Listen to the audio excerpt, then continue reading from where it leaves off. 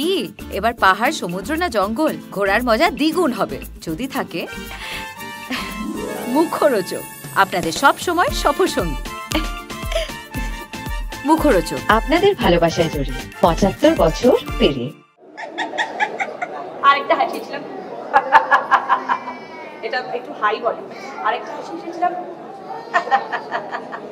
প্রথম ছবি, কতটা এক্সাইটেড?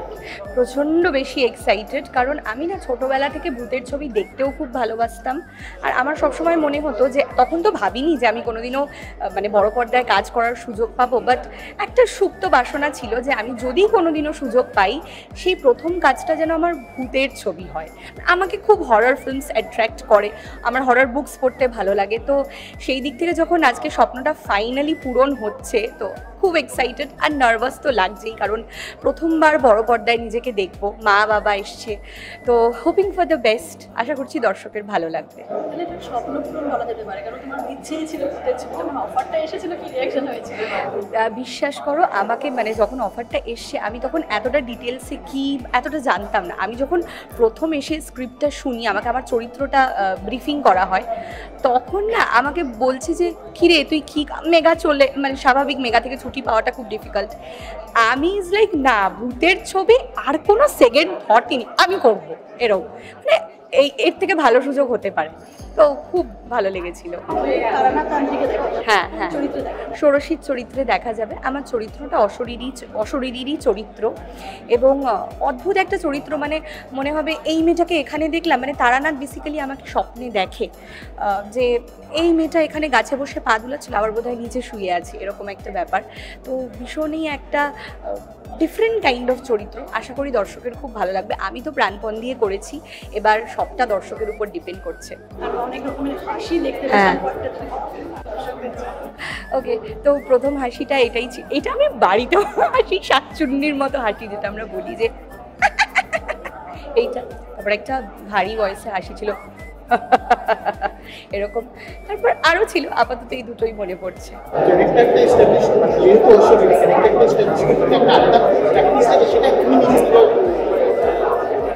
দেখো, আলাদাভাবে প্র্যাকটিস বলতে সেরকম কিছু করা হয়নি, কিন্তু হ্যাঁ, যখন আমি স্ক্রিপ্টটা পেয়েছিলাম, মানে আমি আয়নার সামনে ভাবতাম যে আমি যদি ভূত হতাম আমি কিভাবে কথা বলতাম, বা মানে হয় না যে মানুষ আর একজন অশরীরী কখনো একইভাবে কথা বলে না।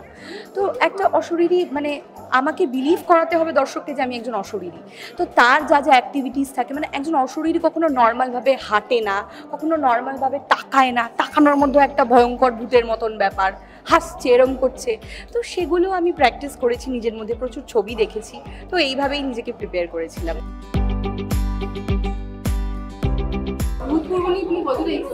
ভীষণ ভীষণ এক্সাইটেড। দেখো, এমনিতেই তো ভূতের ছবি, আমার অনেক দিনের ভূতের ছবি করার ইচ্ছে ছিল অনেকদিন ধরে, তো ফাইনালি ভূতের সিনেমা করলাম, আর সেটাও সাহিত্যের গল্প থেকে, আর নতুন ডিরেক্টরস, সব মিলিয়ে ব্যাপারটা। আর অ্যান্থোলজি তো খুব কম হয়, তো সব মিলিয়ে ব্যাপারটা খুব এক্সাইটিং ছিল আমার কাছে। এবার সবটাই দর্শকের হাতে। তিলোত্তমা আজকে সেজে গুজে এসছে একদম। না না, এক্সাইটমেন্ট ডেফিনেটলি। আমাদের ছবির স্পেশাল স্ক্রিনিং বলো, প্রিমিয়ার বলো, তো ডেফিনেটলি খুব এক্সাইটেড, এবং আজকে একটু ভেবেছিলাম একটু সেজে গুজেই না হয় আসবো। সাহিত্যের কাজই মন হয় বাংলায়, সেরকম একটা গল্পকে প্রেজেন্ট করছে, তিনটা গল্প মিলিয়ে একটা। হ্যাঁ, মানে সাহিত্যের তিনটে গল্প, একটা তো রবীন্দ্রনাথের লেখা, একটা বিভূতিভূষণ বন্দ্যোপাধ্যায়, এবং আরেকটা মনোজ সেনের লেখা। তো ডেফিনেটলি আমরা তো খুব এনরিচড এই ব্যাপারে, এবং সাহিত্যে তিনটে খুব ভালো ভালো গল্প ওরা সিলেক্ট করে সিনেমাটা করেছে। তার জন্য ডেফিনেটলি আমি তাই জন্যই আরো হোপফুল সিনেমাটা নিয়ে, যে মানুষ নিশ্চয়ই সিনেমাটা হলে এসে দেখবেন।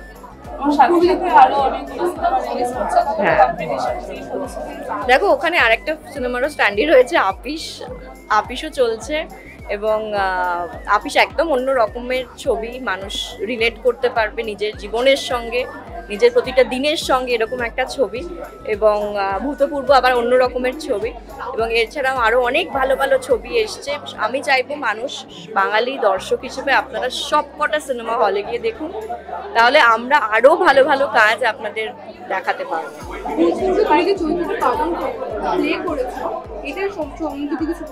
দেখো, আমার চরিত্রের নাম তিলোত্তমা। মনোজ সেনের লেখা শিকার গল্পটায় আমি অভিনয় করেছি, আমি আর সুহত্র।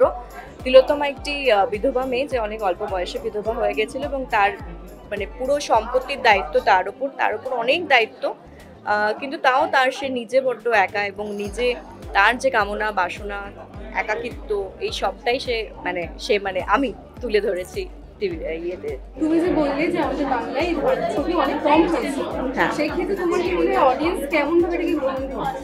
দেখো, অডিয়েন্সও চায় সাহিত্য নিয়ে সিনেমা হোক, এবং সেক্ষেত্রে যখন হচ্ছে আমার মনে হয় মানুষ নিশ্চয়ই হলে এসে সিনেমাটা দেখবে, নিরাশ করবেন না আমাদের।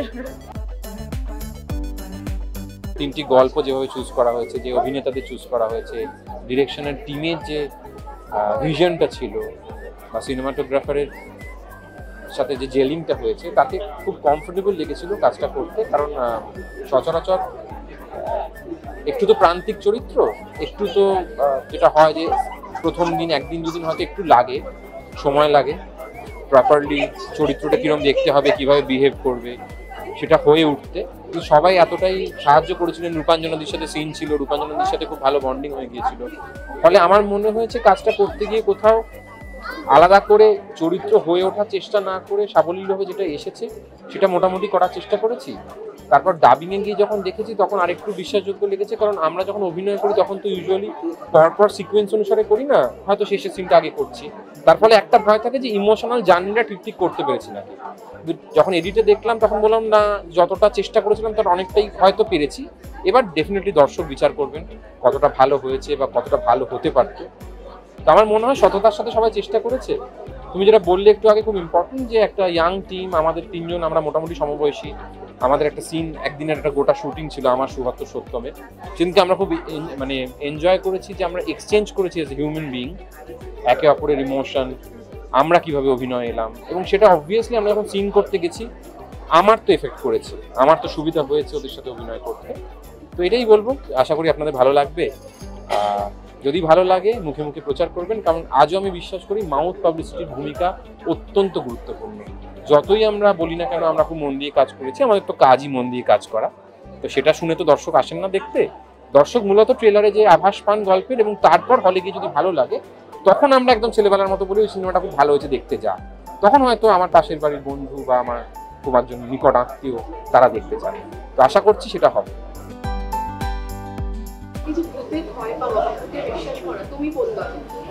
আমি ভূতে বিশ্বাস করি না খুব একটা, তো সেই তো ভয় পাওয়ার ব্যাপারই নেই, মানুষে বেশি ভয় লাগে তার থেকে বেশি। হ্যাঁ, মানে ভূত তো এমনিতে মানুষেরই কল্পনা, মানে তারই মনের জমে থাকা অন্ধকারই হয়তো ভূত, তো সেটাই আমার মনে হয়। দর্শকদের কিরকম সারা পাবে বলে তোমার মনে হচ্ছে ভূতপূর্ব?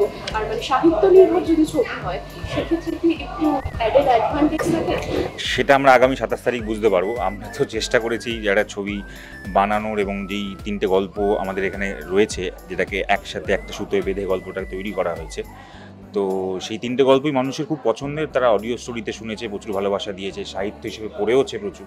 এরা প্রথম ভিজুয়ালি দেখতে পাবে সেই চরিত্রগুলো জীবন্তভাবে। মণিহারাতে তাও দেখেছে, মাতু পাগলিও কিছু জায়গায় দেখেছে, কিন্তু লাকিলি আমার গল্পটা এর আগে কোনোদিনও হয়নি। তো সেটা একটা ভালো এক্সাইটমেন্টের জায়গা যে প্রথমবার সেটা মানুষ সেই চরিত্রগুলোকে জ্যান্ত দেখবে। বাঙালি সাহিত্য পড়তে ভালোবাসে, সাহিত্য থেকে সিনেমা হলে দেখতে ভালোবাসে। এটাই আশা করব যে এবার হলে চলে আসছে 27 তারিখে, মানুষ আসুন এবং এসে দেখুন। এক্সাইটেড। এনসেম্বল কাস্ট করে রয়েছে। হ্যাঁ, শুটিং এক্সপেরিয়েন্স ভীষণ ভালো, এবং হ্যাঁ, রিঅ্যাকশন পেলে সবাই ভীষণ এক্সাইটেড দেখার জন্য, এবং যেহেতু একদমই ফাইনাল চলেই এসছে আর কি, তো এইবার স্ক্রিনিং এর পর পাবো রিঅ্যাকশন গুলো। প্রচুর প্রমোশন, হ্যাঁ নতুন দুজন পরিচালক, ফ্রেশ একটা টিম, কতটা প্রত্যাশা রয়েছে? খুবই প্রত্যাশা আছে, নতুন টিমের সাথে কাজ করতে তো ভালো লাগে, মানে খুবই এক্সাইটেড লাগে, কারণ সবাই কোনো না কোনো সময়ে আমরা নতুন ছিলাম, সেক্ষেত্রে আমাদের দিকেও অনেকে হাত বাড়িয়ে দিয়েছে। তো এটা আমাদের শুধুমাত্র কর্তব্য বলবো না, ওরা ছবিটা খুব ভালো লিখেছে এবং খুব অনেস্টলি কাজটা করেছে, তো সেই ক্ষেত্রে একটা আলাদা এক্সাইটমেন্ট আছে। মানে এতদিন যা কাজ করেছি সেগুলো মেইনলি খুব প্রতিষ্ঠিত ডিরেক্টরদের সাথে কাজ করেছি, বা নতুন ডিরেক্টর হলো তাদের সাথে আমার আগে কাজ হয়েছে, জেলিং হয়েছে, কিন্তু কাকলি আর অভিনবের সাথে প্রথমবার দেখা এবং কাজ করা, তো সেই ক্ষেত্রে এক্সাইটমেন্টটা খুবই। এবার ফাইনালি তো গিয়ে পড়ে গেল অডিয়েন্সের হাতে, এবার দেখা যাক কেমন হয় আর কি, এবার তো মানুষ বলবে। হ্যাঁ হ্যাঁ হ্যাঁ একদমই। হ্যাঁ হ্যাঁ মানে আমাদের ছবিতেও বৃষ্টি আছে, অনেকটাই আছে, তো সেক্ষেত্রে একটা পোয়েটিক জাস্টিস তৈরি হলো আমাদের ছবির প্রতি, এবং মনে হচ্ছে যে এটা কোনো না কোনোভাবে উপরওয়ালার আশীর্বাদ যে আমরা ছবিটা যে অনেস্টি নিয়ে তৈরি করেছি সেটা ফাইনালি গিয়ে একটা হয়তো ভালো দিক দেখতে পাবে। ছবিটা করে দিয়েছি, এখন পাশ করেছি কি ফেল করেছি সেই রেজাল্টের অপেক্ষায় আছি। দর্শকের ভালো লাগলে 27শে জুন সেটা রিলিজ করছে, সেটা দর্শক জানিয়ে দেবে। আমাদের বিভিন্ন মাধ্যমে আমরা জানতে পেরে যাই, সোশ্যাল মিডিয়ার প্ল্যাটফর্মের মাধ্যমে, বা আমাদের যে কোনো আমার মনে হয় ছবি রিভিউয়ার্সদের ক্ষেত্রে তারা বলতে থাকেন। সুতরাং কিপিং ফিঙ্গার ক্রস, একটা অন্যরকম ছবি, একটা খুব ডিলিজেন্ট হার্ডওয়ার্কিং টিম কাজটা করেছে, আর আমরাও চেষ্টা করেছি কম সময়ের মধ্যে একটা ভালো ছবি উপহার দেওয়া দর্শকদের, এরপর বাকিটা তো দর্শক বলবে। হ্যাঁ মাতু পাগলি যেহেতু ভীষণ চর্চিত একটি চরিত্র তার থেকে প্রথম গল্পের কারণে, সুতরাং মাতুকে বড় পর্দায় দেখতে হয়তো মানুষ চাইবে। আর মাতু এই ভাবে মানে যখন তারনাথের এই গল্পে কিভাবে আসছে সেইটা তো মানে সবাই অলরেডি জানে কিভাবে মাতুর সাথে তারনাথে দেখা হলো, বীরভূমের শ্মশানে দেখা হলো, সেই শ্মশানে দেখা হয়ে তারপরে কি হলো, তারপরে মাতু আমি কি হয়েছি আমি নিজেও জানি না, কিন্তু আমার ওটা দেখতে হবে, আমিও ভুলে গেছি কি হয়েছিল, কিন্তু লোকে যেহেতু চর্চা করছে এখন, আই এম অলসো উইশিং যে আমি দেখে অন্তত বলতে পারবো আমি সবাই আমরা কেমন কাজ করেছি।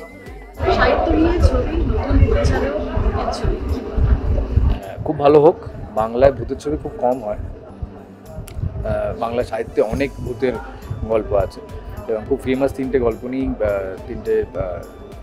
নিয়ে ছবিটা হচ্ছে, খুব ভালো হবে, খুব ভালো ভালো আর্টিস্ট রয়েছে, নতুন ডিরেক্টর, আর ডেফিনেটলি খুব খেটে কাজ করেছেন, ভালো হোক। হ্যাঁ আমি এক্সাইটেড, কারণ আমি অনেক দিন পরে ভূতের ছবি দেখতে আসছি। এমনিতে আমি খুব একটা ভূতের ছবি পছন্দ করি সেরকম নয়, কিন্তু যেহেতু এটা বাংলা ছবি সেহেতু আমি এক্সাইটেড।